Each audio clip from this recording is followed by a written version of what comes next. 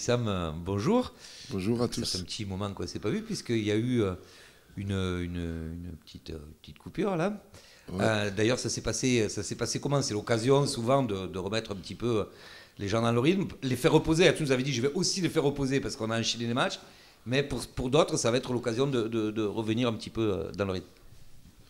Oui, c'est l'occasion pour cette trêve de donner un peu de repos à l'équipe, d'où ils ont profité des 4 jours, on va dire entre guillemets, de vacances, parce que ça donne l'occasion de se régénérer et de repartir à un nouveau cycle de travail et un nouveau cycle de match. Donc, ces 4 jours, ils ont bien servi à l'équipe. Ils sont revenus en très bonne forme.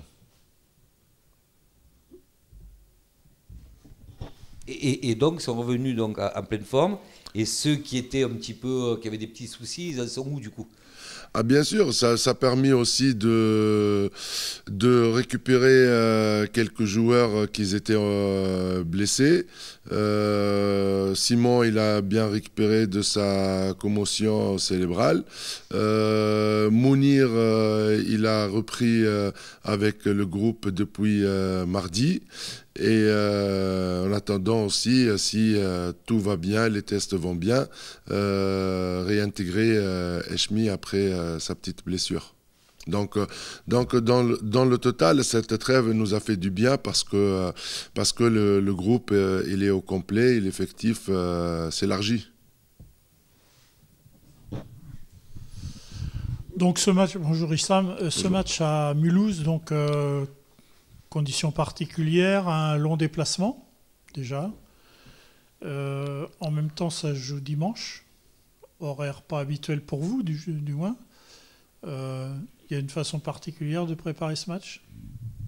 Certainement, certainement. Quand on a ce genre de déplacement où on va traverser la France de largeur, donc on a bien préparé. C'était prévu depuis longtemps ces déplacements, donc c'était bien planifié avec les dirigeants.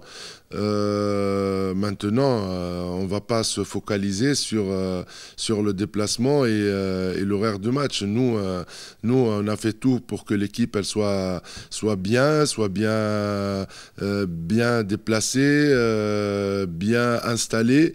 Et après, on adaptera avec les horaires et le fonctionnement. C'est sûr, c'est pas le même que les autres matchs, mais jouer un dimanche à 16h, bah, ça ne nous pose pas de problème. Sinon, l'adversaire, Mulhouse, une équipe mal classée, qui va avoir besoin de points. Une équipe qui a mis 8 buts à Lanester, que vous avez eu du mal à... Enfin, vous avez battu en fin de match, mais ça a été chaud. Et puis, ils ont battu aussi Hasbrook, une autre équipe qui est venue ici et qui vous a donné un peu de fil à retordre. Attention au match piège ou pas? Toujours, on attend parce que je l'ai dit, je le redis, mais actuellement, si on voit bien les résultats, on voit bien le classement, bah, l'équipe à battre, c'est Angers. On l'a dit, on le sait très bien. Donc l'équipe, il se bat contre nous dans l'objectif de faire tomber le leader. Nous, notre objectif est de perdurer les victoires. Bah, je sens qu'il y a une même triple motivation quand on joue contre Angers. Donc, un, l'équipe à battre. Deux, parce que les équipes on va dire mal classés, ils ont besoin de points, ils ont faim des points pour remonter au classement. Et 3, comme je viens de vous expliquer, c'est la motivation de gagner un match et surtout contre un leader. Donc c'est normal dans le sport, c'est totalement ambitieux, c'est bien de trouver un championnat où les derniers peuvent battre les premiers. Ça montre qu'un championnat avec un bon niveau. Maintenant, si on veut parler de Mulhouse, je trouve que c'est une très belle équipe. très belle équipe, que le classement, c'est comme l'Annester, ils ne méritent pas leur position.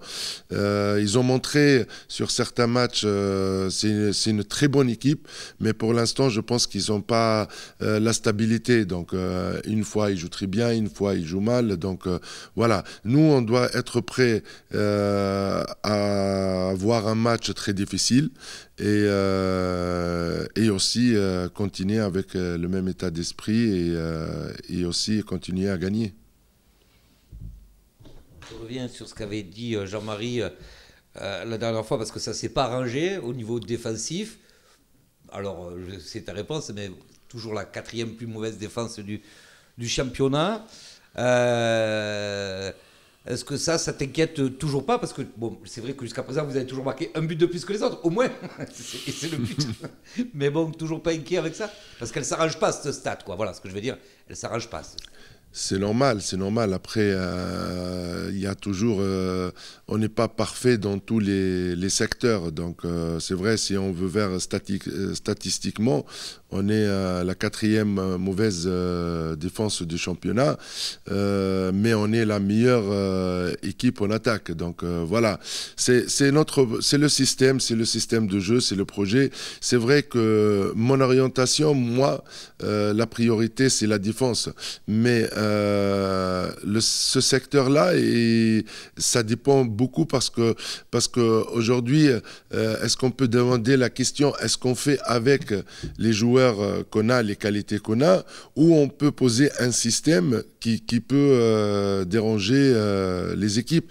Parce que aussi, il ne faut pas oublier, il faut toujours se projeter vers l'avenir. Donc voilà. Donc actuellement, on peut dire on n'est que 3 mois de travail avec une nouvelle équipe, et ça on l'a bien dit. Ça travaille bien, ça bosse bien, on est dans une bonne dynamique et dans une bonne orientation.